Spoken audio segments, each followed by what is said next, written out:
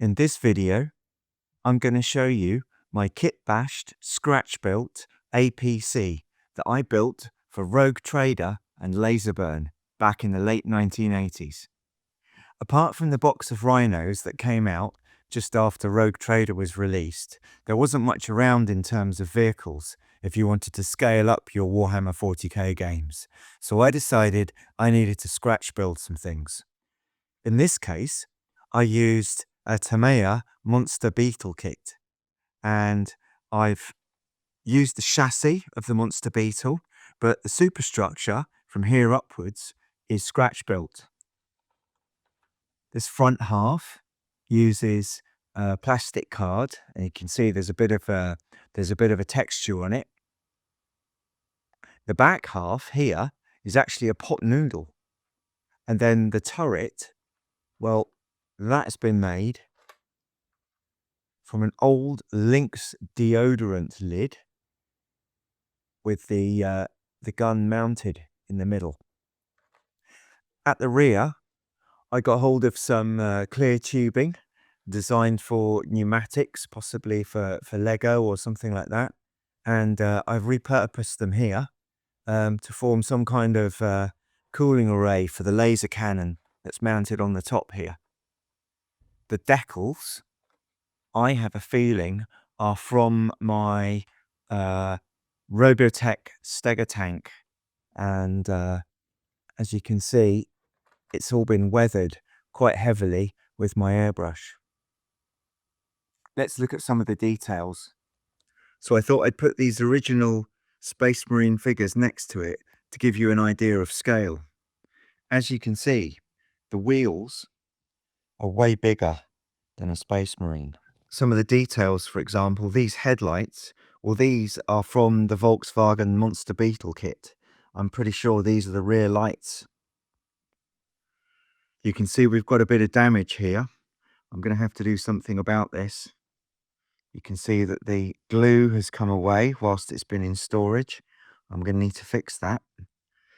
And the back of the turret, where it rotates on the turret ring here, it's been scratching against the back of the model and caused that scratch around the side of it.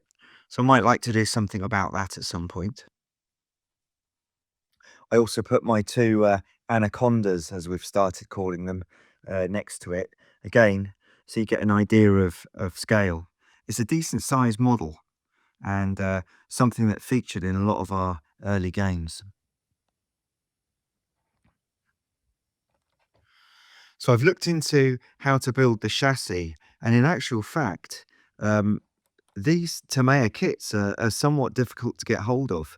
I was hoping to pick some up on eBay for peanuts. Unfortunately, they are quite expensive, so I'm going to have to see if I can find one the right price before I commit to making another of these.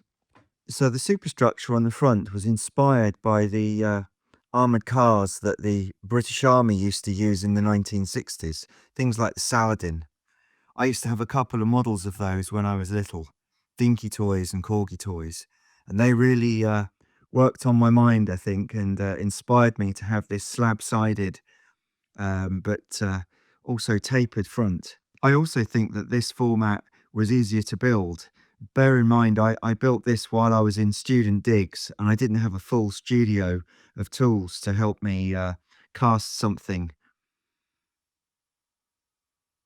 I'm very pleased with how it turned out, and I'm pleased with the paint job as well. So when I painted this one, I'd had a few issues with my airbrush. So what I did was I think I hand painted the whole thing with brush. And finally, once it was all done, I got the airbrush out and I just sprayed the weathering on, and I gave it a liberal dose of dust. I think at the time I maybe thought to myself, I've put too much on, but in actual fact, I think it's worked out just fine. It hides the boldness of those transfers. It means it doesn't really matter which arm is using it. I sometimes wish I'd put the same treatment on these. We've taken a look at the superstructure. Now let's have a look underneath. So under here, this is the absolute box standard chassis from the Monster Beetle. I'm just going to take the turret off so it doesn't drop on the table. And these wheels literally just push on. Obviously, all the gubbins in here is designed to run as an electric car. Now, I didn't fit any of that, and I've even used, I think, the lid of the battery box just here as a hatch on the front of the APC. I've also put some extra detailing under here, which absolutely wasn't needed. And it looks like there's some kind of wheelie bar at the back here. Looks a little bit like a tow hook, but it gives it so much character, sets it off perfectly. I sometimes wondered at the definite line of the superstructure across here, sitting on top of the chassis. But once you see it from a higher elevation, I think you stop worrying about that. But I did, as you can see, add on lots of little details from my tank models. And that's what a vehicle like this needs.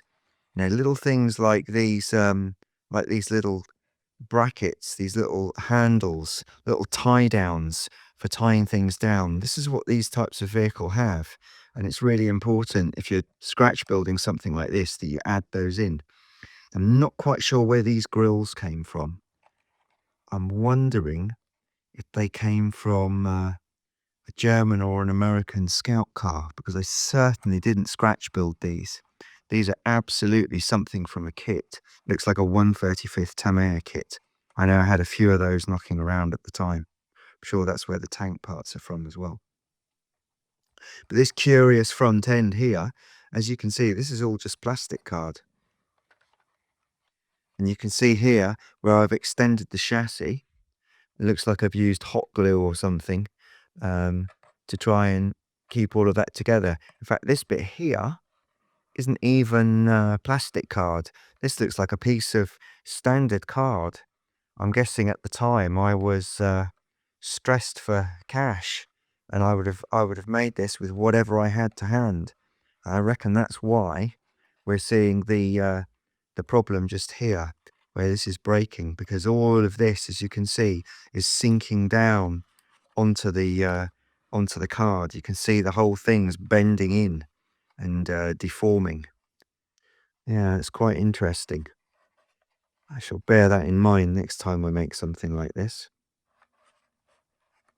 Right, let me pop the turret back on. And we use this as a laser cannon in our games. So there it is from above. What a profile. I hope you liked seeing this little piece of my wargaming history. If you enjoyed the video, please like and subscribe, and please check back soon for more videos.